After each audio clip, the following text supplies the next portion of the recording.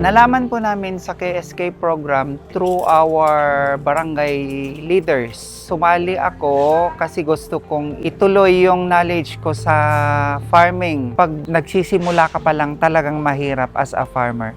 Talagang mamumuhunan ka sa knowledge tsaka sa number one, pera. Pag nagtanim ka, kailangan naka-face ka dun sa araw pag umaga para yung sunlight sa umaga na aninag lahat yung tanim. Parang vitamins nila yan sa umaga.